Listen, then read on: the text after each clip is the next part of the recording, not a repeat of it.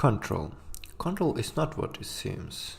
Jessie Fadens has been searching for her brother for 70 years. Her search leads her to the Federal Bureau of Control, which investigates all things paranormal and mystical. She goes up to the director's office and finds his body on the floor with something that looks like a gun next to it. She picks up and becomes the new head of the FBC. Just like that. Not real. The building where the bureau is located has been taken over by a mysterious being from another planet or from a neighborhood dimension. No one knows. It has enslaved the mind of most of the staff, poisoned the headquarters of the FBC, and who but Jessie, the current director, to deal with it. She already has a gun too. That's all there is to tell about Control's plot. The rest is spoilers only, they can seriously ruin the experience. So let's talk more about game. The main thing is to get rid of the idea that Control for Remedy is some kind of intermediate game or something, a cheap, small project. On the contrary, it is probably the most important game the studio has played since Max Payne and the most comprehensive. Maybe not the most expensive, but it's almost perfect in terms of gameplay. The main problem with Control is that it's impossible to draw any specific conclusion about the game from the trailers. They say nothing about the combat system and firefights. About its quality and budget, the trailers also mislead the players. And if you still thought Control was uncomfortable to shoot or use abilities, believe me, it's very comfortable. Jessie's main and only weapon is pistol.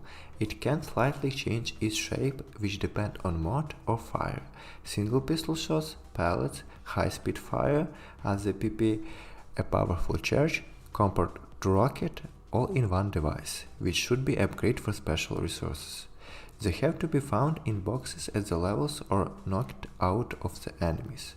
You can also upgrade abilities for the same resources, although the ability must first be found, and this is dedicated to side quest. Yes, there are a side quest in Control, but the game is designed so that impossible to miss anything.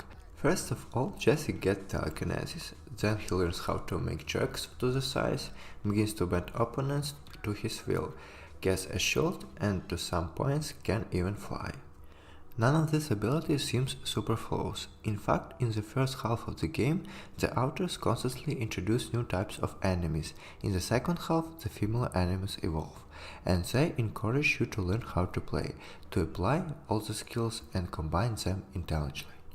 It is clear that most often you will shoot, a little less often or as much you will use telekinesis, which once pumped up allow you to lift not only chairs and light storm from the walls, but also your enemies into the air. Dash is a great move against flying enemies that attack from the air. You can just walk away from a hit. A shield comes in handy when Jessie gets surrounded, which happens quite often. And levitation is the best part of all. You can soar over possessed and airborne anything you can get your hands on. And you can move quickly from particularly hot places to cover. Control works so cool that sometimes I purposely run into enemies I could bypass to try out the gameplay mechanics again. So see how the game looks in action. And it looks awesome. You can see the graphic in the screenshot yourself, but it's not the point. Is that the levels have very many items and destructive or exploding objects that fly in all directions and fireworks. Control is enjoyable to play. I haven't had this much fun with gunfights in Remedy games since Max Payne. In Alan Wake the combat is questionable, in Quantum Break it's awesome, but not that cool. Control, on the other hand, is perfect. Control is perfectly balanced game. Obviously gameplay doesn't supplant the good story. I can't talk about it through because of spoilers. The rest of the game doesn't suck because of either is all good. For example, the exploration of location and side quest. Not everyone in the FBC fall under the control of the mysterious creature.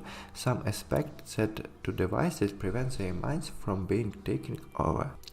That is, there are living people other than Jessie in the bureau, and there is a lot of talking to them.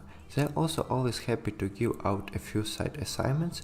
The heroine will search for the source of mysterious mushroom infection, hunt down and kill the chief of security friends who have become possessed. chase strange mystical object, burn addictive waste, and so on. The rewards for the side quests are different, but their main purpose is to take Jessie to a location she hasn't been to. There are even more chapters, stories, notes from which you can learn about the Bureau, resources and busy locations. One time I found a room with huge speakers playing a Poets of the Fall song. Apparently some kind of experimentation was being done there. Another time I went to a quarry under open space. What? Yeah, instead of the sky is space. The old house where the brow is located is a very strange place. It's constantly changing, the corridors don't lead where they used to, the huge halls transform and open up new passageways. Sometimes the building does this on its own, but often the creature is to blame. It has taken over some departments, and to get into them, Jessie must first clear a point of interest in the location. Control was written by Sam Lake. Other writers have worked on the game, but it was Lake who came up with the story, the characters, the plot, and everything you will encounter as traveler through the old house.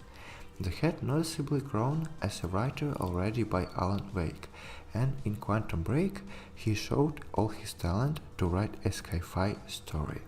But only now it becomes clear what he is capable of when his hands are not tied by a contract with a big corporation trying not to scare the audience with Earth House. To summarize, Control is a fantastic game. Thanks for watching. Please subscribe to my channel.